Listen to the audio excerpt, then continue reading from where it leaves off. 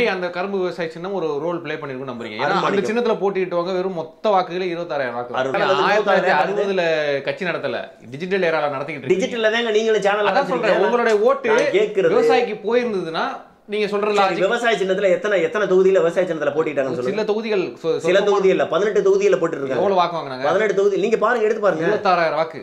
26,000 வாக்கு தான் மொத்தமா வாங்கிருக்காங்க. ஏறக்குறைய 90,000 வாக்கு. எடுத்து பாருங்க. நான் புள்ளிவிவரத்தோட காட்டுறேன். ஊர் பேரோட, தொகுதி பேரோட எல்லாத்தையும் சொல்றேன். புள்ளிவிவரத்தோட சொல்றேன். 1 லட்சம் வாக்குனே வைங்க. 1 லட்சம் வாக்குனாலே என்ன சாதாரண விஷயமா? 1 லட்சம் வாக்குனா எவ்வளவு சதவீதம் நான் இப்ப பாருங்க. போட்டி என்பது சக போட்டியாளர் சரியா இருக்கணும். 24 பாருங்க. ஆமா, 26ல பாருங்க. இப்ப சொல்றேன் 24ல எங்களை நீங்க முடக்கிட்டீங்கல்ல, எங்களுக்கு அங்கீகாரம் இல்லாம இருந்தோம்ல.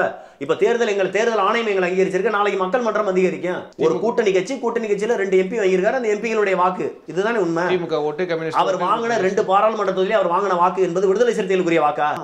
சின்ன விவசாயியா மைக்கா? இல்ல, அந்த அண்ணன் சீமான் தான் முடிவு செய்வார். ஒருவேளை விவசாய சின்னமே கூட இருக்கலாம், மைக்காவும் இருக்கலாம், இல்ல ரெண்டுமே இல்லாம புதுசா கூட இருக்கலாம். ஐயா எடப்பாடி பழனிசாமி, நம்மளுக்கு தேவை ஒரு சீட்டு கூட வெல்லக்கூடாது. அதே நேரத்தில் வாக்குக்கே பணம் கொடுக்காட்டியும் ரெட்டலைக்கு எவ்வளவு வாக்கு விடுக்கும் அப்படின்றத அவர் ஒரு தடவை ஒரு எலியை வச்சு பரிசோதனை செய்யற மாதிரி இருக்கிற கூட்டணி கட்சிகளை வச்சு தன்னுடைய ஒற்றை தலைமையில எவ்வளவு வாக்கு வாங்குறோம். ஒற்றை தலைமை ₹1 காசு வேண்டாம், களப்பணி செய்ய வேண்டாம். இரட்டை இலைக்கு படுத்துக்கிட்டே ஜெயிச்சா எவ்வளவு வாக்கு விடுக்கும், படுத்துக்கிட்டே வேலை செய்யாம படுத்துக்கிட்டே இருந்தா எவ்வளவு வாக்கு விடுக்கும்னு அவர் சோதிச்சிட்டார். அந்த வகையில் அவருக்கு வெற்றி. எப்படின்னா 2021 அவர் பெற்ற வாக்கை விட 2 விழுக்காடு அதிகமாக பெற்று விட்டார். ஒரு பக்கம் வாக்கு விழுக்காடு அதிகம், பெரிய வாக்கு வித்தியாசம்லாம் கிடையாது. தோல்வியை தவிர வாக்கு விழுக்காடு அவருக்கு பெரிதாக குறையவில்லை. மாறாக 2% 2 விழுக்காடு பழைய வாக்க தேத்திருக்காரு, காப்பாத்திருக்காரு. அண்ணாமலை மாநில தலைவர் பதவியிலிருந்து நீக்குவதற்கான வேலைகளை பூராமே ஒரு பக்கம் அம்மையார் அவங்க தமிழிசை சவுந்தரராஜன் மூலமாக அந்த வேலையில பூரா பார்க்க ஆரம்பிச்சிட்டாங்க. அப்ப எதிரியை ஒழிச்சது மாதிரி இருக்குது, பிஜேபி பக்கம் கூட்டணி போகாம இருக்கு, சிறுபான்மையினர் வாக்கு பூரா வாங்கினது மாதிரி இருக்கு, தன்னுடைய வாக்கு சதவீதத்தை 2% உயர்த்தின மாதிரி இருக்கு, பணத்தை செலவழிக்காம தன்னுடைய கேடர்ஸ் முன்னாள் அமைச்சர்கள் மாவட்ட செயலாளர் பூராத்தையும் சேஃப்டி பண்ணி வச்சிருக்காரு. அடுத்து 2026க்கு செலவழிக்க. அப்ப நீங்க அதிமுகவையும் எடப்பாடி பழனிசாமி ஐயாவையும் சாதாரண நினைக்காதீங்க. அவர் சாதுரியமா சதுரங்க வேட்டையை விளையாடிக்கிட்டு இருக்காரு. நல்லாவே தெரியும். ரெட்டலையோட வாக்கு அங்க விழுகாட்டி எங்களுக்கு தான் விழுகும். ஒருவேளை நாளைக்கே அவங்க பிஜேபி கூட்டணிக்கு போகலாம். 2026 உறுதியாக 2026 பிஜேபி இரட்டைலையோடு சேர்ந்த கூட்டணியை தான் வைக்கும். அதற்கு அங்கு அவர்கள் அழுத்தம் கொடுப்பார்கள். இப்ப ரெட்டலைங்கிறது எத்தனை டெக்னாலஜி வந்தாலும் அந்த ரெட்டலை மாறப்போறது. அது ஒரு வகையான நிரந்தரமான ஒரு சின்னம். தாமரையும் அதே மாதிரி தான் எந்த இடத்துலையும் மாறப்போறது. உதயசூரியன் எதுவும் மாறப்போதா? மாறப்போறதில்ல. அப்ப எப்பவுமே கை சின்னமும் மாறப்போறது. அப்ப எப்பவுமே மாறுதலுக்கு உட்படாத, அதாவது டெக்னாலஜி வந்தாலும் மாறுதலுக்கு உட்படாத சின்னங்களை அவங்க வச்சிருக்காங்க. ஆனா எங்களுக்கு கொடுக்குற மைக் சின்னத்தை பாருங்க. இந்த மைக்கு சப்பட்டையா இருக்கு, மேடையில் பேசுகிற மைக்கு கூர்மையாக இருக்குது. எங்களுக்கு கொடுத்த பழைய மைக்கு அது மைக்கு மாதிரியே தெரியாது. ஏதாச்சும் இந்த பாத்ரூமில் சல்லடை வச்சுட்டு இருப்பாங்கல்ல, தண்ணியில் ஃபில்டர் ஆகக்கூடிய அந்த சல்லடை மாதிரி இருக்கும். அதுதான் சின்னம். என்ன தேர்தல் ஆணையம் கொடுக்குதோ அதுதான் சின்னம். அதுதான் தவறுங்கிறேன். அந்த தேர்தல் ஆணையமே அதை பாரபட்சத்தோடு செய்யுதுங்கிறேன். புரியுங்களா? அப்ப நாங்க என்ன செய்ய வேண்டியது இருக்கு? அப்படி பார்த்தா அதிமுக அவங்க அரச இலையா வாழை இலையா நான் சொல்றாங்க. அந்த சின்ன இலை அவ்வளவு இல்ல. இலைதான் சகோதரர், இரட்டை இலை தானே இருக்கே தவிர இரட்டை வாழை இலை, இரட்டை அரச இலை இல்ல.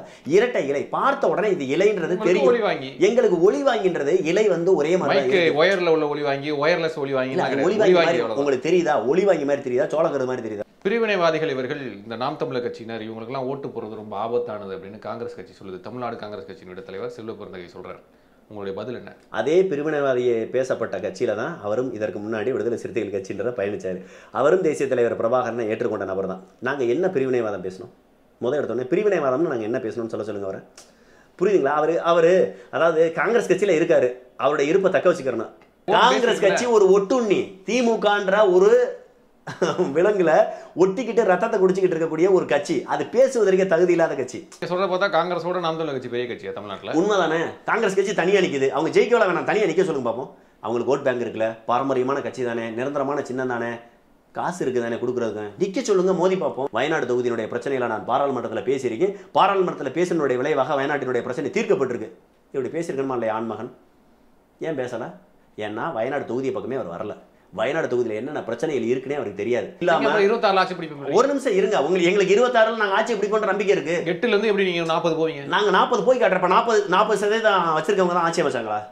மட்டும்தான் 26 26% அவங்க பிடிச்சிருக்காங்கல்ல. நாளைக்கு 26% நாங்க வர முடியாதா? சூழலிலும் எப்பவுமே திரு சீமான் அவர்கள் இன்னொரு கட்சியினுடைய மேடையில போய் நின்னதில்லை.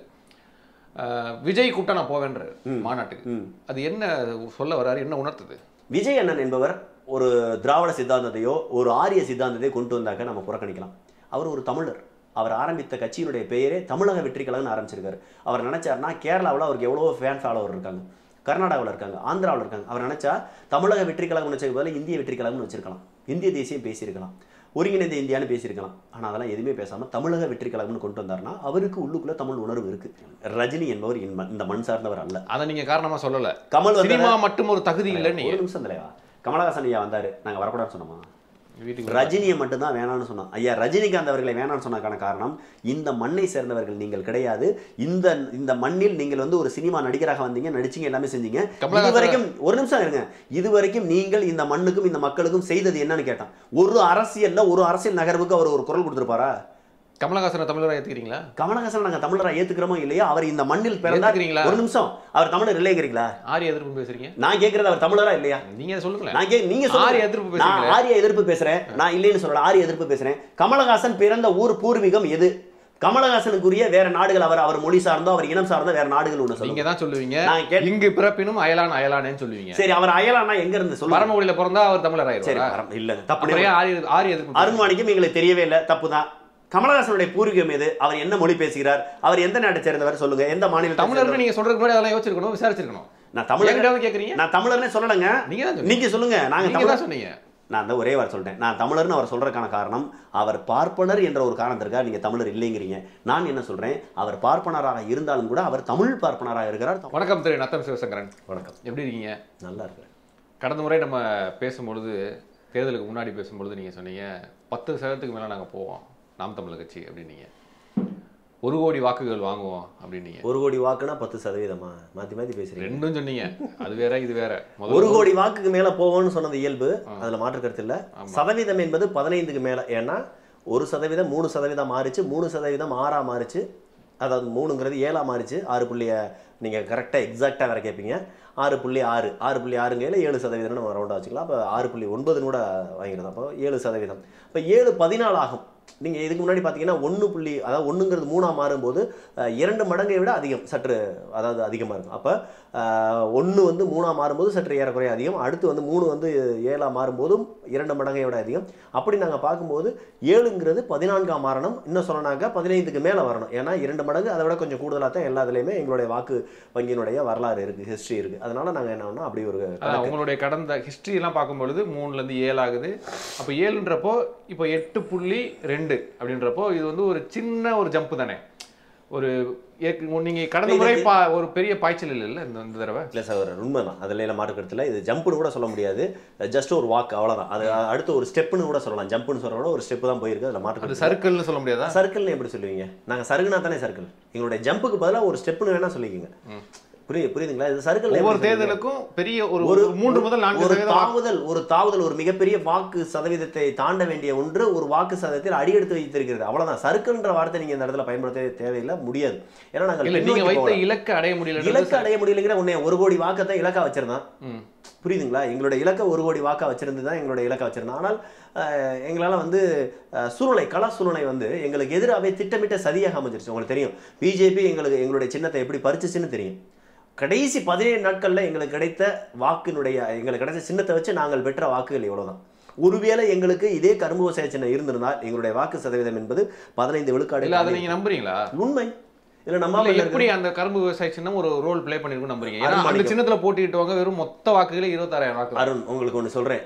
நீங்க ஒரு சேனல் வச்சிருக்கீங்க, ஒரு சேனல் திடீர்னு 2 லட்சம் சப்ஸ்கிரைபர் மானிசேஷன் டிமானிசேஷன் ஆகி போச்சுன்னா என்ன செய்யும்? மானிசேஷன் இல்ல என்ன செய்வீங்க? உங்களோட கம்பேரிசனே தப்பு. கம்பாரிசனுக்கே சொல்லணுங்க. நீங்க புது சப்ஸ்கிரைபர் வரணும், புது சப்ஸ்கிரைபர் அதுக்கப்புறம் உங்க காணொலி வந்து பிரபலம் ஆகணும், அதுக்கப்புறம் உங்களுக்கு வந்து சேனல் வந்து அதான் சொல்றேன், கம்பேரிசனே தப்பு. கம்பேரிசன் தப்பு இல்ல, நான் சொல்றேன் புரிஞ்சுங்க.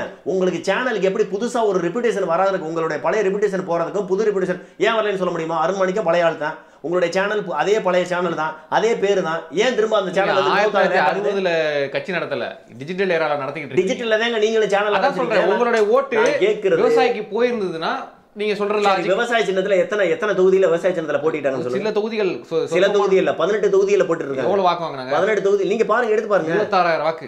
26,000 வாக்கு தான் மொத்தமா வாங்கிருக்காங்க. ஏறக்குறைய 90,000 வாக்கு. எடுத்து பாருங்க, நான் புள்ளிவிவரத்தோட காட்டுறேன். ஊர் பேரோட, தொகுதி பேரோட எல்லாத்தையும் சொல்றேன், புள்ளிவிவரத்தோட கொடுத்துறேன். 90,000 வாக்கு. 90,000 வாக்குங்கிறது ஒருவேளை கரும்பு விவசாய சின்னம் இன்னும் நாம் தமிழருக்கு இருக்குன்னு சொல்லி வாக்களிச்சவங்க. இதுல எத்தனை பேர் சின்னத்தினுடைய அடையாளம் தெரியாம வாக்களிச்சிருப்பாங்க? எத்தனாவது இடத்துல 1 லட்சம் வாக்குனே வைங்க. 1 லட்சம் வாக்குனாலே என்ன சாதாரண விஷயமா? 1 லட்சம் வாக்குனா எவ்வளவு சதவீதம் ஆயிடுச்சுன்னு பாருங்க. 1 லட்சம் வாக்கு சாதாரண 1 லட்சம் வாக்குங்கிறீங்க.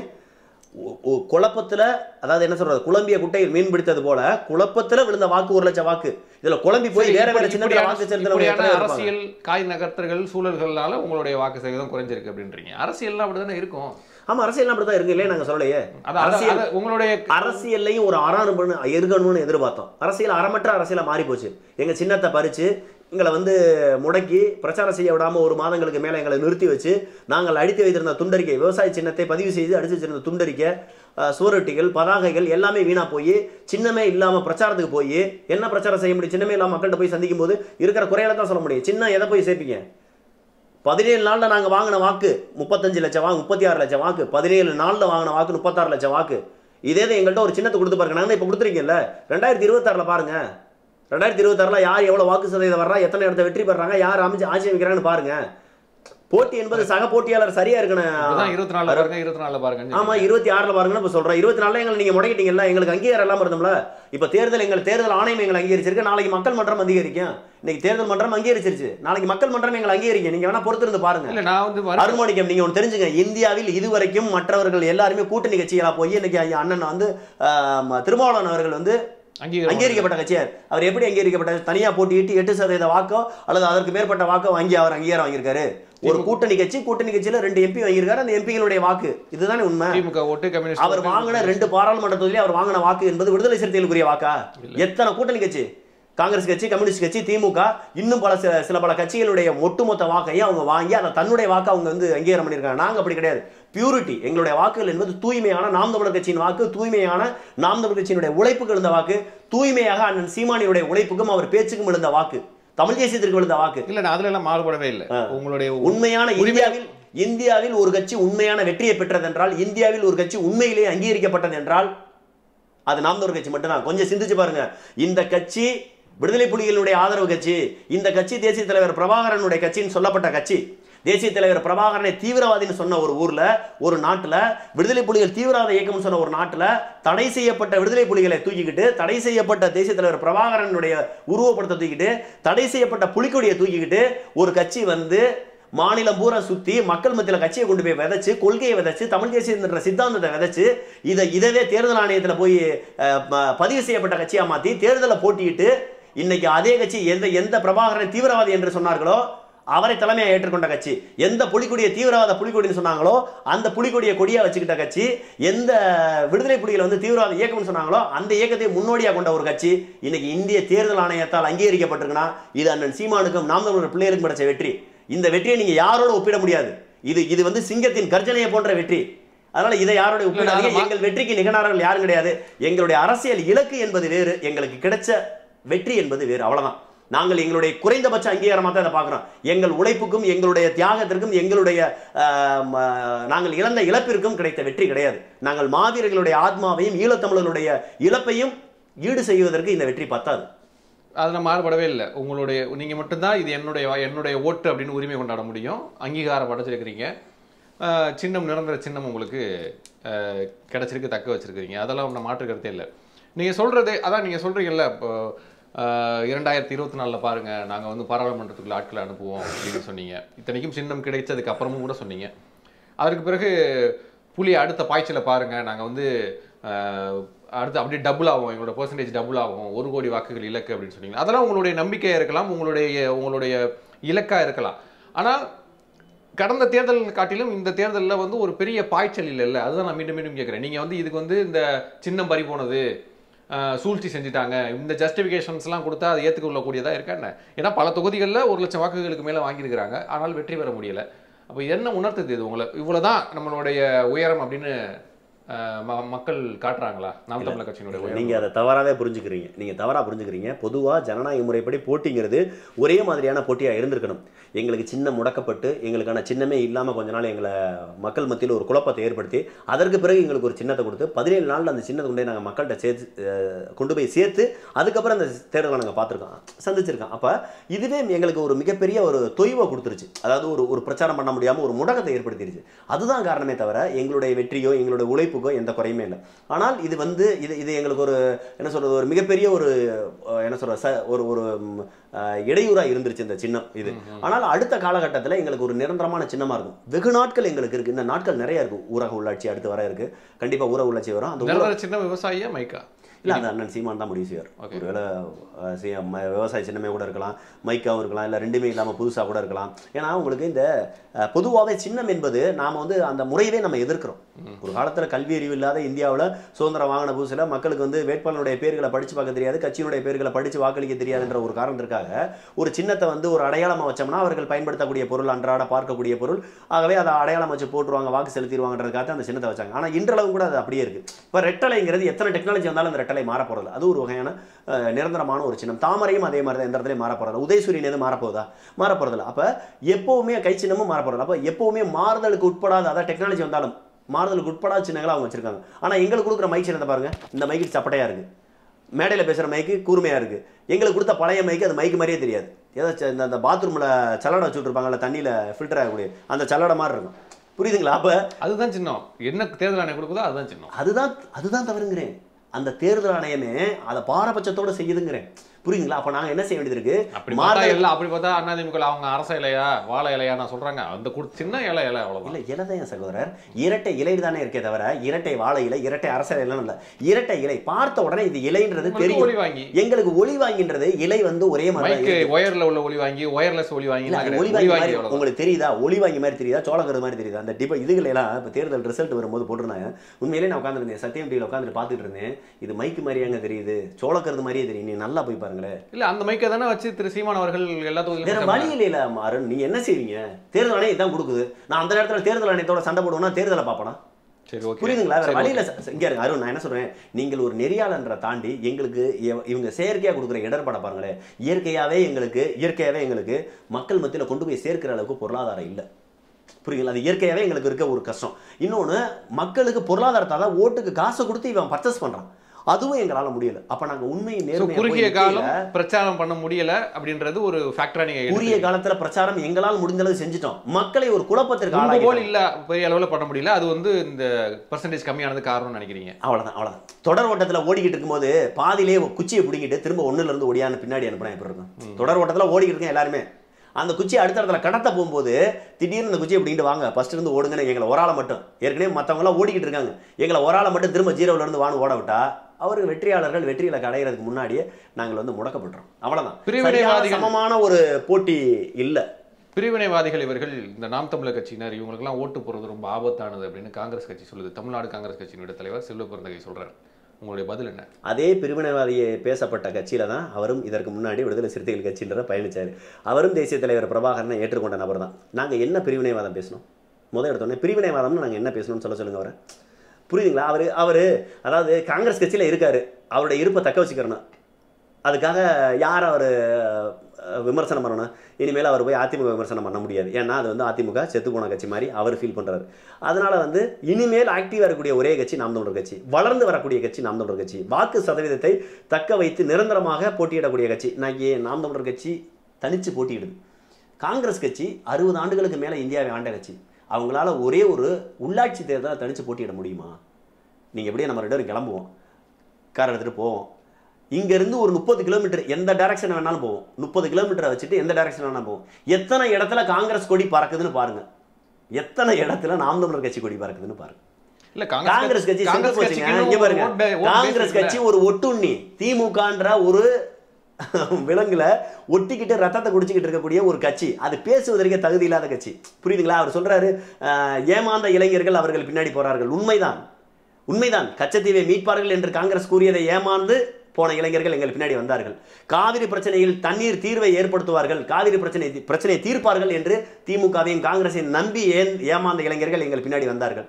இங்க இருக்க மீத்தேன் ஈத்தேன் பிரச்சனைகள், ஹைட்ரோ கார்பன் பிரச்சனைகள், மாநில பட்டியலில் கல்வியை கொண்டு வரல பிரச்சனைகள், நீட் தேர்வு பிரச்சனைகள், இது எல்லாத்திலையும் திமுகவும் காங்கிரஸ் கூட்டணியை தீர்வை ஏற்படுத்தும் என்று எதிர்பார்த்து ஏமாந்த இளைஞர்கள் நாம் தமிழர் பின்னாடி வர்றார்கள். இதுதான் உண்மை. அவர் சொன்ன ஏமாந்த இளைஞர்கள் என்பவர்கள் அவர்களை பார்த்து திமுக கூட்டணியும் காங்கிரஸை பார்த்தும் ஏமாந்த இளைஞர்கள், பிஜேபியை பார்த்து எதிர்பார்த்து ஏமாந்த இளைஞர்கள் நாம் தமிழர் பின்னாடி நாம் தமிழரை இறுதி இலக்கு, இறுதி நம்பிக்கைன்னு வந்து நிக்கிறாங்க. நீங்க சொல்ற அவருக்கு தெரியல. நீங்க சொல்ற பார்த்தா காங்கிரஸோட நாம் தமிழர் கட்சி பெரிய கட்சியா தமிழ்நாட்டுல? உண்மைதானே? காங்கிரஸ் கட்சி தனியா நிக்குது. அவங்க ஜெயிக்கவள வேணாம், தனியா நிக்க சொல்லுங்க பாப்போம்.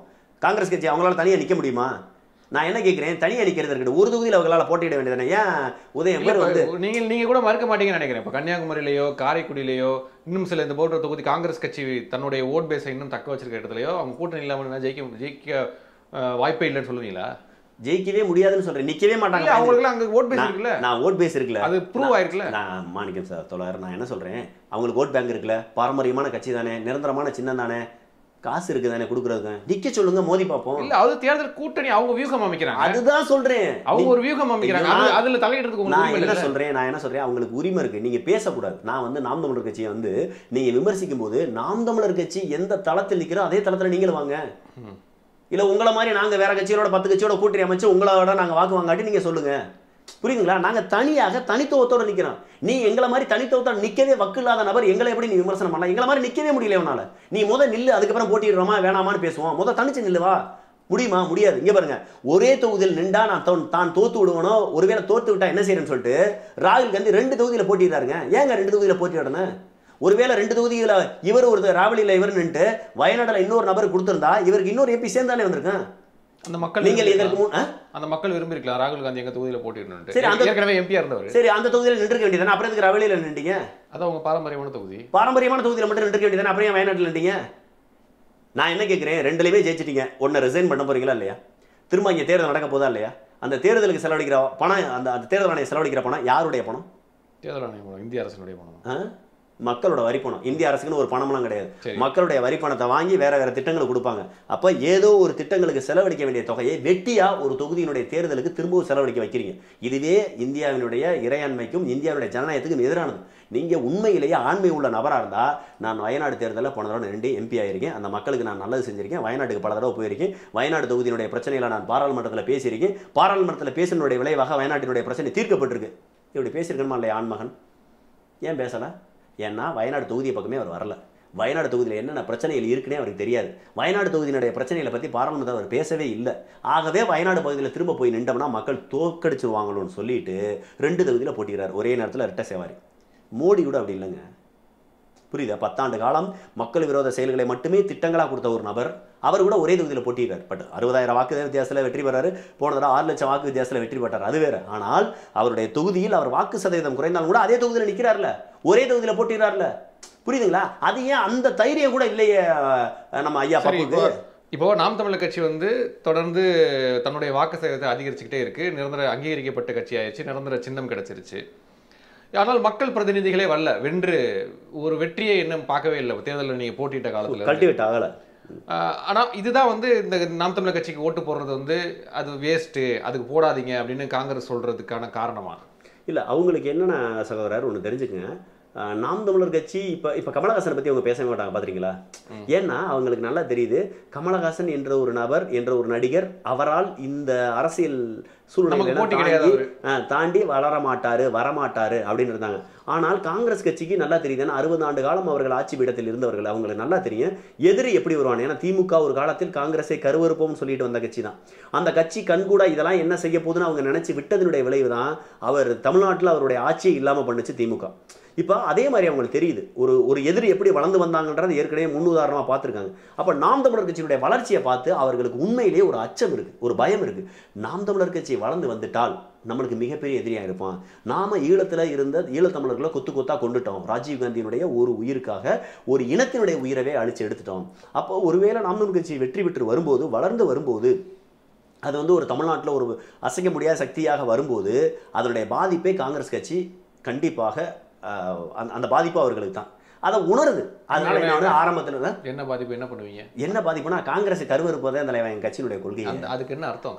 கருவறுப்போம்னா காங்கிரஸை வெற்றி பெற விடாமல் செய்வோம். காங்கிரஸ் ஒரு கட்சி அரசியல் எல்லாமே அப்புறப்படுத்துவோம். நேருவினுடைய குடும்பம், இந்திரா காந்தியினுடைய குடும்பம், ராஜீவ் காந்தியினுடைய குடும்பம் மட்டுமே இந்தியாவை ஆள வேண்டும் என்ற ஒரு சித்தாந்தத்தை உடச்சேரியும். அப்படி ஒண்ணு இல்லவே இல்லைன்னு கொண்டாடப்பட்ட மோடியும் இதான் சொன்னாரு. நீ காங்கிரஸ் வந்து மீண்டு வரலையா? காங்கிரஸ் என்னத்துக்கு மீண்டு, எங்க மீண்டு வந்திருக்கு? 98 எம்பி ஜெயிச்சிருக்காங்க. சரி, 98 எம்பி காங்கிரஸ் முக்து பாரத் 10 வருஷமா பேசின ஒரு மோடி. காங்கிரஸ் இல்ல இந்தியா 10 வருஷம். நான் கேக்குறது, போட்டியிட்டது எத்தனை தொகுதி, வென்றது எத்தனை தொகுதி, போட்டியிட்டதுல பாதியாச்சு வென்றாங்களா? இல்ல கடந்த முறையை காட்டிலும் இந்த முறை நான் கேக்குறது கிராஃப் ஏறி இருக்கா இல்லையா? சரி, அப்ப எங்களுக்கு கிராஃப் ஏறி இருக்கா இல்லையா? அதத்தான் சொல்றேன். அப்ப நான் என்ன கேக்குறேன், நீங்க வந்தா வளர்ச்சி, அவங்க பெற்றா அது தோல்வி. நான் சொல்றேன் உங்களுக்கு புரியல. நான் ஆட்சி பீடத்தில் இருந்து ஆட்சியை இழந்து மீண்டும் வளரவில்லை, நான் வளர்ந்து கொண்டே இருக்கிறேன். 1 3 ஆனது, 3 6 ஆனது, 3 7 ஆனது, 7 இன்றைக்கு 8. தேர்தல்ன்றது வெற்றி தோல்வி தானே இந்திய அரசியல்ல நம்ம பார்த்து. நீங்க தான் சொன்னீங்க வெற்றி தோல்வி தானே, அப்ப வெள்ளல தானே உங்க, அப்புறம் ஏன் 99 மட்டும் பேசுறீங்க? இல்ல ஒரு காலத்துல தாக்கி இருக்காங்க, இன்னைக்கு மேல எழும்பி இருக்காங்க, நாளைக்கு இன்னும் மேல எழும்பலாம். ஒன்னு வென்றால் அவர்கள் பிரதமராக இருக்கணும், வென்றதை பத்தி பேசுங்க. இல்ல ஏறுமுகமா இறமுகமான்னு பேத்தா நாம் தமிழர் கட்சியோட ஒப்பிட்டு பாருங்க. நாம் தமிழர் கட்சி என்பது காங்கிரஸ் கட்சியோட ஏறுமுகம் தான். ஆனால் காங்கிரஸ் கட்சி என்று அகல பாதாளத்தில் போயிட்டு வளர்றது பெருசு இல்லை. அவன் ஆட்சி படத்தில் இருந்தவன், நாங்கள் ஆட்சி படத்தில் இல்லை. நாங்கள் ஒருவேளை ஒரு தடவைனாச்சும் ஆட்சி படத்தில் இருந்தா எங்களுடைய ஆட்சியுடைய சிறப்பை மக்கள்கிட்ட சொல்லி ஒரு தடவை கூட பின்னாடி நீங்க ஆட்சி பீடத்தில் அமர்றது அப்படின்றது இருக்குல்ல. நாம் தமிழர் கட்சி தமிழக அரசை கைப்பற்றும், தமிழக அரச ஆளக்கூடிய கட்சியாக மாறும் அப்படின்ற நிலை ஏற்றதுக்கு ஒரு நீண்ட காலம் ஆகும் அப்படின்னு நிறைய ஆயிட்டு போகுது சகோதரர். இங்க பாருங்க, ஒண்ணுமே இல்லாம 26 ஆட்சி பிடிப்போம். ஒரு நிமிஷம் இருங்க, உங்களுக்கு எங்களுக்கு 26 நாங்க ஆட்சி பிடிப்போன்ற நம்பிக்கை இருக்கு. 8ல இருந்து எப்படி நீங்க 40 போவீங்க? நாங்க 40 போய் காட்டுறப்ப 40% வச்சிருக்கவங்க தான் ஆட்சி அமைச்சாங்களா? இப்ப தமிழ்நாட்டுல 40 தொகுதி வென்று இருக்காங்க திமுக. அவங்களுடைய பெர்சன்டேஜ் எவ்வளவு? திமுக மட்டுமா கூட்டணியோ திமுக மொத்தமா சேர்த்து எவ்வளவு மட்டும்னா 26 26% அவங்க பிடிச்சிருக்காங்கல்ல. நாளைக்கு 26% நாங்க வர முடியாதா? அதான் கேக்குறேன். 8ல இருந்து 26ன்றது எப்படி ஒரு 2 வருஷத்துல எப்படி சாத்தியமாகும்னு கேக்குறேன். 1ல இருந்து 3ஆ மாறணும், 3ல இருந்து 7ஆ மாறணும். புரியுதுங்களா? இப்ப 7 14ஆ மாறி இருக்கணும். ஆனால் சின்னம்ன்ற ஒரு சூழ்ச்சி காரணமா நாங்க ஆயிட்டோம். அடுத்த தடவை இதே 7 14 வச்சு 14 28 வச்சு ஒருவேளை இது 14 வாங்கி இருந்தால் என்ன எஃபிஷியன்சியோ அந்த அளவுக்கு நாங்க வேலை பார்ப்போம். நாளைக்கு இது 28 மாறும், 14 28 மாறும். ஏன் முடியாதுன்னு நினைக்கிறீங்க? நான் சொல்லவே இல்லை. இந்த தேர்தல்ல சின்ன பிரச்சனை மட்டும் இல்லாட்டி எங்களுடைய வாக்கு சதவீதம் என்பது 14 இருந்து 15% இருந்திருக்க வேண்டும். அதை முடக்கியிருக்காங்க. கண்டிப்பாக எங்களுடைய உழைப்பு என்பது அங்கங்க நாங்க உழைச்ச உழைப்பு அப்படியே இருக்கு.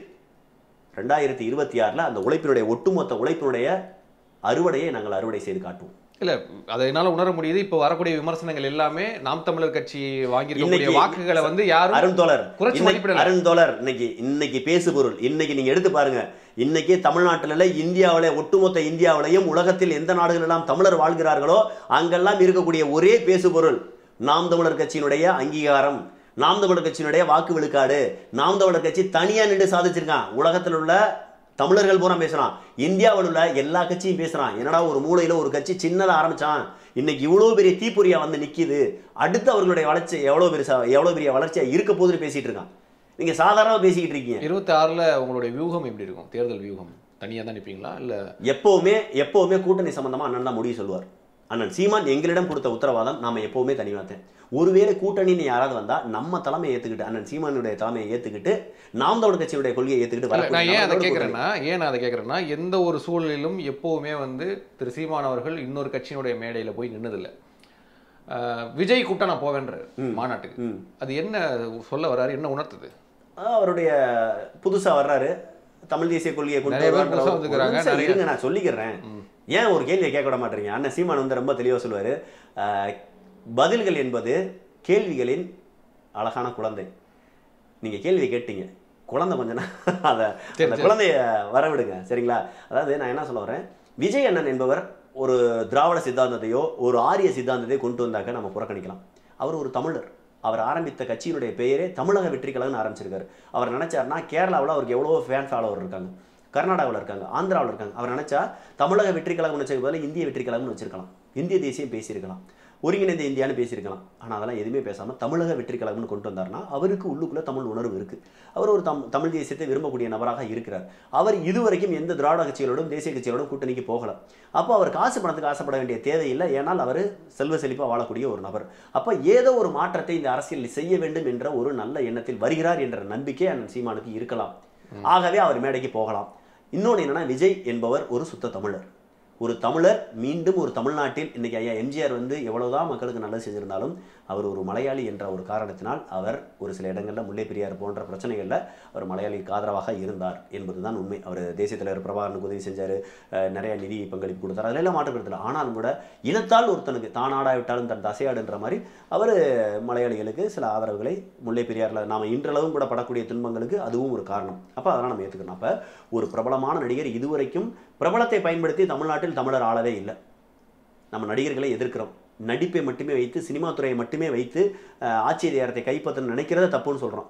ஆனால் அவருடைய தொண்டர்கள் அவருடைய தம்பிமார்கள் நிறைய பொதுப்பணியில் செஞ்சுக்கிட்டே இருக்காங்க. கடந்த ஒரு 10 ஆண்டுகளாக நாங்களும் கண் கூட பார்க்கணும். அதுதான் அங்கே நான் முரண்படுறேன்.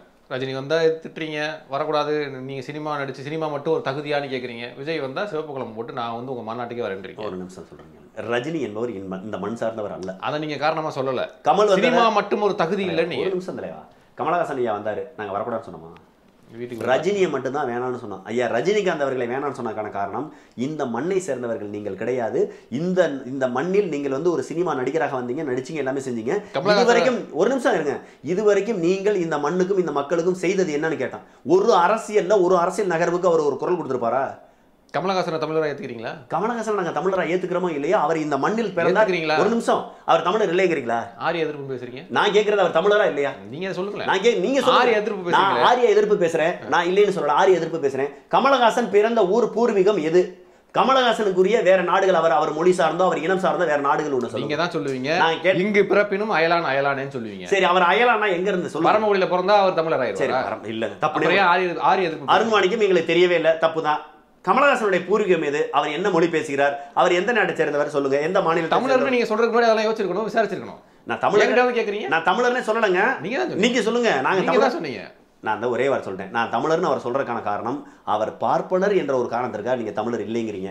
நான் என்ன சொல்றேன், அவர் பார்ப்பனராக இருந்தாலும் கூட அவர் தமிழ் பார்ப்பனராக இருக்கிறார், தமிழராக இருக்கிறார், தமிழ் மண்ணிலே அவர் பிறக்கிறார். அவருடைய பூர்வீகம், அவருடைய முன்னோர்கள் எல்லாமே இந்த தமிழ் மண்ணில பிறந்து வளர்றாங்க. அப்ப விஜய் என்ற ஒரு நபர் அவருடைய தொண்டர்களை ஆரம்பத்திலிருந்து ஒரு 10 வருடங்களாக மக்கள் பணி செய்ய அனுமதிக்கிறார், செய்வதற்கு சொல்கிறார். அவர் சொன்னாரா இல்ல தம்பியில தானா செஞ்சாங்களோ எனக்கு தெரியும், ஆனால் அவர்கள் செய்கிறார்கள். அப்ப என்ன நினைக்கிறான், ஒரு தமிழர் அதில் ஒரு திரைப்படம் மூலமாக இருந்தாலும் கூட தன்னுடைய தொண்டர்களை வைத்து மக்கள் பணி செய்ய வச்சிருக்காரு. மீண்டும் வந்து ஒரு கட்சி ஆரம்பிச்சு தமிழ்நாட்டு தேர்தல் அரசியலில் போட்டியில் நினைக்கிறாரு. அந்த கட்சி கூட தமிழ் பேரில் ஆரம்பிக்கிறாரு. ஆகவே அவருக்கு ஒரு வாய்ப்பு கொடுத்து பார்ப்போம், அவரையும் ஒரு அனுசரித்து போவோம், அவர் சரியாக வரும் பட்சத்தில் அவரோட சேர்ந்து ஒரு தேர்தல் காலத்தை காணுவோம் அப்படின்றதுல தப்பு இல்லையே. இது உங்களுடைய கருத்துடையவர்கள் இல்ல, பொதுவான கருத்து. இப்ப அண்ணன் சீமானுடைய கருத்தை தான் நாங்க பிரதிபலிக்கிறோம். இது சீமானுடைய கருத்தினுடைய பிரதிபலிப்பா இருக்கலாம். இப்ப சீமானுடைய பேச்சுல அவர் விடுற அறிக்கையில அதுல இருந்து தெரிஞ்சுக்கிட்டு நாங்க பிரதிபலிக்கிறோம், அவ்வளவுதான், தவிர வேற ஒன்றும் இல்லை. எங்களுக்குன்னு சொல்லிட்டு தனியா ஒன்று பயிற்சி பட்டியல் நடத்தி. சரி, ஓகே. இப்ப தேர்தல் காலத்துல அந்த குறிப்பா அந்த விஜயனுடைய பாடல் வந்தப்போ விஜய் வந்து தெரிஞ்சுதான் வந்து இந்த மைக்கை வந்து ஒரு சிம்பலா காமிச்சு நாம் தமிழர் கட்சிக்கு ஆதரவு கொடுக்குறாரு அப்படின்னு கட்சியில இருக்க முக்கிய நிர்வாகிகளே பேசினாங்க. அப்போ பெரிய ரசிகர் பட்டாளத்தை வச்சிருக்கிற ஒரு மிகப்பெரிய நட்சத்திரம் தன்னுடைய ரசிகர்களுக்கு சூசகமா அந்த கட்சியை ஆதரிங்கன்னு ஒரு செய்தி கொடுக்குறாரு அப்படின்னு சொன்னா, இன்னைக்கு நாம் தமிழர் கட்சியுடைய வாக்கு சதவீதம் மலையளவு வளர்ந்துருக்கணும். அப்போ விஜய்க்கு ஓட்டு இல்லைன்னு நம்ம உணர்த்துதா? இது இல்ல, விஜய் வந்து நேரடியாக நாம் தமிழர் கட்சிக்கு வாக்களிங்கன்னு சொல்லவே இல்லை. கட்சிக்காரங்க சொன்னீங்க. நான் ஒரு நிமிஷங்க, இதுக்கு முன்னாடி விஜய் வந்து ஒரு தேர்தலில் வாக்கு செலுத்த போகும்போது சைக்கிளில் போனாரு. அதுல கருப்பு சவுக்கு ஸ்டிக்கர் ஒட்டி இருந்துச்சு, திமுக ஆதரவுனாங்க. ஒருத்தர் போட்டிருக்க உள்ளாடைய வச்செல்லாம் ஒரு ஆதரவுலாம் சொல்ல முடியாது. அவர் பாட்டுல வர்ற மைக்க வச்சு நீங்க எப்படி ஆதரவு சொன்னீங்க? நான் சொல்லவே இல்லையே. கட்சிக்காரங்க சொன்னாங்க. கட்சிக்காரங்க சொன்னா கட்சிக்காரங்க யார் சொன்னாங்களோ அவங்கள தான் கேட்க. நாங்க சொல்லல. அண்ணன் சீமான் சொல்லவில்லை, நத்தம் சிவசங்கரன் சொல்லவில்லை. சரி, ஆகவே அண்ணன் சீமான் சொல்லியிருந்தா அதுக்கு பதில் சொல்ல வேண்டிய கடமை எனக்கு. நான் சொல்லியிருந்தா கட்டாயம் நான் தான் பதில் சொல்லணும் அதுக்கு. நானும் சொல்லல, அண்ணன் சீமானும் சொல்லல. யாராவது ஒருத்தவங்க மைக் சின்ன சிம்பிளை வச்சுக்கிட்டு ட்விட்டர்லயும் இன்ஸ்டாகிராம்லயும் சொல்றாங்கன்றக்காக நான் பொறுப்பு கிடையாது, அதுக்கு பதில் சொல்ல முடியாது. அண்ணன் விஜய் அவர்கள் நாம் தமிழர் கட்சியை ஆதரிக்கிறார் என்றால் அவர் ஒரு அறிக்கை விடலாம். இப்போ எங்களை ஆதரித்து ஒரு ட்விட்டர் போட்டிருக்காருல, அதே மாதிரி ஒரு ட்விட்டர் போட்டிருக்கலாம். நான் அடுத்த ஆண்டு கட்சி தொடங்குறேன், கட்சி தொடங்கும் போது நாம தனியாக போட்டிட்டு இருக்கிறோம் அல்லது ஒரு கூட்டணி போய்க்கிறோம், அப்போ முடிவு செய்யும். அது வரைக்கும் என்னுடைய தொண்டர்களும் என்னுடைய தம்பிமார்களும் நாம் தமிழர் கட்சிக்கும் அண்ணன் சீமானுக்கும் மைக் சின்னத்துக்கு வாக்களிங்கன்னு சொல்லியிருந்தா பரவாயில்ல. புரியுங்களா? இது வெளிப்படையாக நம்ம அவங்க சொல்லவே இல்லை சகோதரர். வெளிப்படையாக சொல்லியிருந்தா தான் அந்த ஆதரவை நம்ம ஏற்கணும். தேர்தல் முடிந்த பிறகு அவருக்கு நன்றி தெரிவிக்கணும், எல்லாமே இருக்கணும். அவரும் வெளிப்படையாக ஆதரவு தெரிவிக்கல, நானும் அதை வெளிப்படையாக ஆதரவாக தெரிவிச்சாருன்னு சொல்லலை. அது அவருடைய விருப்பம். தேர்தல் காலத்துக்கு வரட்டும், அதுக்கப்புறம் அவர் ஆதரவா எதிர்ப்பா அப்படின்ற பார்ப்போம். மேடைக்கு கூப்பிட்டாக்க ஒரு மாநாட்டுக்கு வாங்கன்னு கூப்பிட்டாக்க அண்ணன் போகிறதும் போகாதான் அவருடைய விருப்பம். தலைமை என்ன முடிவு எடுக்கிறதோ அதை நாங்கள் ஏற்றுக்கிறோம். இறுதியாக அதிமுக பெரிய வெற்றி பெறலனாலும் அவங்களுடைய ஒரு 20% அப்படின்ற வாக்கை எடுத்திருக்கிறாங்க, தக்க வச்சிருக்கிறாங்க. பெரிய அவமானகரமான தோல்வியெல்லாம் அவங்களுக்கு கிடையாது. 2026 நாங்கள் மீண்டும் ஆட்சி அமைச்சிருவோம், பாஜக கூட்டணி கிடையாதுன்னு ப்ரெஸ் மீட்லையும் சொல்லிட்டாரு. 26லையுமே அதிமுக உங்களுக்கு ஒரு பெரிய சவாலாக இருக்கா? பல இடங்களில் நீங்கள் அதிமுகவோட மேலே வந்திருக்கிறீங்க, 2வது இடம் 3வது இடம்லாம் வந்திருக்கிறீங்க. அதிமுக அப்படின்ற ஒரு கட்சியை நீங்கள் ரொம்ப குறைச்சி மதிப்பிடுறீங்களா? ஒன்று தெரிஞ்சுங்க, அரசியலில் எப்போவுமே ஒவ்வொரு காய் நகர்த்தலையும் நம்ம 2 விதமாக பார்க்க வேண்டிய கண்ணோட்டத்தில் இருக்கோம். நாம் ஒரு விதமாக ஒரு கட்சியை சாதாரணமாக இடம் போட்டும் போயிட முடியாது. அதே நேரத்தில் ஒரு கட்சியை வந்து ரொம்ப உயர்வாகவும் நம்ம பார்த்து பயந்துட முடியாது. ஏன்னா அரசியலில் எது வேணாலும் எப்போ வேணாலும் நடக்கலாம். அரசியலில் எதை உறுதியாக நிரந்தரமாகவும் சொல்ல முடியும். உறுதியாகவும் ஒரு விடயம் இருக்காது, நிரந்தரமாகவும் ஒரு விடயம் இருக்காது. மற்றவர்கள் அதிமுகவினுடைய தோல்வி எப்படி பார்க்கணும்னு தெரியாது. தனிப்பட்ட நத்தம் சிவசங்கரன் என்னுடைய பார்வையாக நான் பார்ப்பது உண்மையிலேயே ஒரு சாதுர்த்தியமான நகர்வாக ஐயா எடப்பாடி பழனிசாமி அதை நகர்த்தியிருக்காங்க. ஏன்னா ஒருவேளை ஐயா எடப்பாடி பழனிசாமி பிஜேபியோட கூட்டணிக்கு போயிருந்தால் இங்க இருக்கக்கூடிய இஸ்லாமியர்கள் வாக்கு கிறிஸ்தவர்கள் வாக்கு முழுமையாக அவருக்கு கிடைக்காமலே போயிருக்கும். அது நிரந்தரமாக திமுக கூட்டணிக்கு எப்பவும் கிடைக்கிற மாதிரி ஆயிருக்கும் ஒண்ணு. அப்ப அவர் அந்த கூட்டணியை தவிர்த்ததனுடைய விளைவு இவருக்கு இவருக்கு கிடைக்க வேண்டிய அந்த இஸ்லாமியர் வாக்கும் கிறிஸ்தவர் வாக்கும் கிடைக்க ஆரம்பிச்சிருச்சு. அதோட சேர்த்து ஒருவேளை தான் போட்டியிட்டு பணத்தை கொடுத்து, அதாவது வாக்குக்கு பணத்தை கொடுத்து எப்பவும் போல இந்த திமுக ஆளுங்கட்சியா இருக்கும்போது எதிர்த்து போட்டியிட்டு ஒரு 10 சீட்டோ 8 சீட்டோ ஜெயிச்சிருந்தால் இந்த 10 எம்பி 8 எம்பி யாருக்கு ஆதரவா நிற்பாங்க? யாருக்கு ஆதரவா வாக்களிப்பாங்க? பிரதமரை தேர்ந்தெடுக்கிற தேர்தலில் யாருன்னா பிஜேபி தான் ஆதரிச்சாகணும். மாறா காங்கிரஸ் கூட்டணி போக முடியாது. நான் ஏற்கனவே இங்கே திமுக கூட்டணியில் இருக்குது. அப்போ காங்கிரஸ் கூட்டணியத்தையும் ஆதரிக்கணும். இல்லை நான் இதை திமுக கூட்டணி பிஜேபி கூட்டணியத்தையும் ஆதரிக்கணும். இல்லை நான் பிஜேபி ஆதரிக்க மாட்டேன், மோடி பிரதமராவதை நான் எதிர்க்கிறேன், அங்கே இருக்கக்கூடிய இஸ்லாமியர் வாக்கு கிறிஸ்தவர் வாக்கை வாங்கி வெற்றி பெற்ற என்னுடைய எம்பிக்கள் அவர்களுக்கு எதிராக இருக்கக்கூடிய பிஜேபிக்கு வாக்களிக்க மாட்டார்கள்னு சொல்லி அவர் நின்றா ஐயா மோடி அமித்ஷா என்ன செய்வாங்க? அடுத்தபடியாக ரெட்டலை சின்னத்தை பிரச்சனையை தூண்டி விடுவாங்க. சின்னத்தை ஒரு பிரச்சனையாக கொண்டு வருவாங்க. மீண்டும் ஓபிஎஸ்ஸை உள்ளே இறக்கி விட்டு கோதாவில் இறக்கி விட்டு சண்டையோட வைப்பாங்க. மீண்டும் அம்மையார் சசிகலா உள்ளே இறக்கி விடுவாங்க. மீண்டும் டிடி தேவரனை உள்ளே இறக்கி விட்டு மீண்டும் அதிமுகவினுடைய உள்கட்சி பூசலை கொண்டு வருவாங்க. உள்கட்சி பிரச்சனையை கொண்டு வருவாங்க. சின்னத்தை பறிப்பாங்க, சின்னத்தை முடக்குவாங்க. இந்த பிரச்சனைலாம் எதுக்குன்னு சொல்லிட்டு ஐயா எடப்பாடி பழனிசாமி நம்மளுக்கு தேவை ஒரு சீட்டு கூட வெல்லக்கூடாது. அதே நேரத்தில் வாக்குக்கே பணம் கொடுக்காட்டியும் ரெட்டலைக்கு எவ்வளோ வாக்கு விழுக்கும் அப்படின்றத அவர் ஒரு தடவை ஒரு எளிய வச்சு பரிசோதனை செய்யற மாதிரி இருக்கிற கூட்டணி கட்சிகளை வச்சு தன்னுடைய ஒற்றை தலைமையில எவ்வளவு வாக்கு வாங்குறோம். ஒற்றை தலைமை ₹1 காசு வேண்டாம், களப்பணி செய்ய வேண்டாம். இரட்டை இலைக்கு படுத்துக்கிட்டே ஜெயிச்சா எவ்வளவு வாக்கு விழுகும், படுத்துக்கிட்டே வேலை செஞ்சா, வேலை செய்யாம படுத்துக்கிட்டே இருந்தா எவ்வளவு வாக்கு விழுகும்னு அவர் சோதிச்சிட்டார். அந்த வகையில் அவருக்கு வெற்றி எப்படின்னா 2021 அவர் பெற்ற வாக்கை விட 2 விழுக்காடு அதிகமாக பெற்று விட்டார். ஒரு பக்கம் வாக்கு விழுக்காடு அதிகம், பெரிய வாக்கு வித்தியாசம்லாம் கிடையாது. தோல்வியை தவிர வாக்கு விழுக்காடு அவருக்கு பெரிதாக குறையவில்லை. மாறாக 2% 2 விழுக்காடு பழைய வாக்க தேத்திருக்காரு, காப்பாத்திருக்காரு.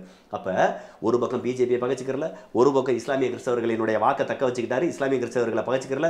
இன்னொரு பக்கம் இதே இஸ்லாமியர்களும் கிறிஸ்தவர்களுக்கு நான் பிஜேபி ஆதரவா போக மாட்டேன் நிரூபிச்சிட்டாரு.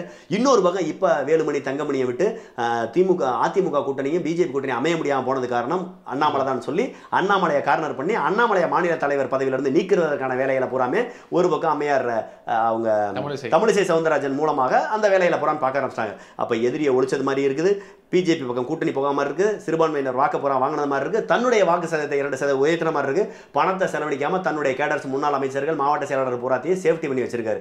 அடுத்து 2026க்கு செலவழிக்க. அப்ப நீங்க அதிமுகவையும் எடப்பாடி பழனிசாமி ஐயாவையும் சாதாரண நினைக்காதீங்க. அவர் சாதுர்த்தியமா சதுரங்க வேட்டையை விளையாடிக்கிட்டு இருக்காரு. அது நாம் தமிழர் கட்சிக்கு தானே ஆபத்து. எங்களுக்கு ஒரு பிரச்சனை இல்லை. சகோதரர் ஒன்று தெரிஞ்சுங்க, நான் எதிரியை இந்த அளவிற்கு உள்வாங்கினா நாங்க, அதாவது எதிரி என்னென்னலாம் செய்யறான்றதை இவ்வளவு தூரம் உள்வாங்குற சாதாரண சிறுபிள்ளைங்கன்னா எங்க அண்ணன் எவ்வளவு சிந்திப்பாரு, அண்ணன் சீமான் எவ்வளவு சிந்திப்பாரு. அவ்வளவு சீக்கிரம் நாங்கள் எதிரிகளை இந்த அளவிற்கு எங்க வயதுக்கு எங்க அனுபவத்துக்கு உள்வாங்குறோம்னா எங்களுடைய திட்டமிடல் எவ்வளவு பெருசா இருக்குன்னு பாத்துங்க. எங்களுடைய விளையாட்டு எப்படி இருக்குன்னு தெரியும். அதிமுக எம்ஜிஆர் ரசிகர் மன்றம் நீங்க ஒண்ணு தெரிஞ்சுங்க, அதிமுகவினுடைய வாக்காளர்களுக்கு நாம் தமிழர் ஒருபோதும் எதிரி கிடையாது. அவர்கள் எம்ஜிஆரை எந்த அளவிற்கு நேசிக்கிறார்களோ அந்த அளவிற்கு எம்ஜிஆரினுடைய அதாவது எம்ஜிஆரினுடைய வளர்ப்பாக இருக்கக்கூடிய தேசிய தலைவர் பிரபாகரனையும் அவர்கள் விரும்புவார்கள். ஒருபோதும் அவர்கள் விடுதலை புலிகளுக்கு எதிராகவோ தேசிய தலைவர் பிரபாகரனுக்கு எதிராகவோ இருக்க மாட்டார்கள். மாறாக அவர்கள் இரட்டை இலைக்கு வாக்கு செலுத்தாவிட்டால் நாம் தமிழருக்கு தான் வாக்கு செலுத்துவார்கள். எங்களுக்கு நல்லாவே தெரியும், ரெட்டலையோட வாக்கு அங்க விழுகாட்டு எங்களுக்கு தான் விழுகும். ஒருவேளை நாளைக்கே அவங்க பிஜேபி கூட்டணிக்கு போகலாம். 2026 உறுதியாக 2026 பிஜேபி இரட்டை இலையோடு சேர்ந்த கூட்டணியை தான் வைக்கும். அதற்கு அங்கு அவர்கள் அழுத்தம் கொடுப்பார்கள். உங்களுக்கு என்ன அண்ணாமலையை மாற்றணும், இந்த மாத்திரைன்னு மாற்றிட்டு போயிட்டே இருப்பாங்க. புரியுதுங்களா? அப்போ எங்களுக்கு எங்களுடைய கிறிஸ்தவர் வாக்கு, எங்களுடைய இஸ்லாமியர்கள் வாக்கு எங்களுக்கு முழுமையாக வந்துடும். இன்னும் சொல்லணும்னாக்கா பிஜேபியினுடைய கூட்டணியை பிடிக்காத அதிமுகவில் இருக்கக்கூடிய படித்த இளைஞர்களும் எங்களுக்கு வாக்களிக்க ஆரம்பிச்சிருவாங்க. அப்போ எங்களுடைய கால்குலேஷன் எல்லாமே கரெக்டு தான். எங்களுடைய இலக்கு என்பது திமுக காங்கிரஸை கருவிருக்க வேண்டும். எங்கள் இனத்தை அழித்தவன், நீங்கள் இனத்தை அழிக்க கூடவே துரோகம் செய்தவர்கள், இவர்கள் அழிக்க வேண்டும். மனித குலத்தின் எதிரியாக இருக்கக்கூடிய பிஜேபி அழிக்கணும். அதுக்கு அதிமுகவினுடைய வாக்கும் எங்களுக்கு தேவை. அது சேர்ந்துடும். பார்க்கலாம். தொடர்ந்து உங்களுடைய அந்த வெற்றி அப்படின்ற அந்த கிராஃப் ஏறிக்கிட்டே தான் இருக்குது. அங்கீகாரம் அடைஞ்சிருக்கிறீங்க, சின்னத்தை தக்க வச்சிருக்கிறீங்க. 26ல் நீங்கள் என்னென்ன மாதிரியான வியூகங்கள், நீங்கள் ஒரு வியூகம் அமைக்க போகிறீங்க அப்படின்ற தகவல்லாம் வருது. ஆனால் அது அந்த வியூகம் எப்படி இருக்கும் அப்படின்னு இது வரைக்கும் வெளியில் தெரியல. பார்க்கலாம். உங்களுடைய வாக்கு சதவீதம் அதிகரிக்கவும் நீங்கள் தொடர்ந்து வெற்றிகளை பெறவும் வாழ்த்துறோம். ரொம்ப நன்றி. நன்றி.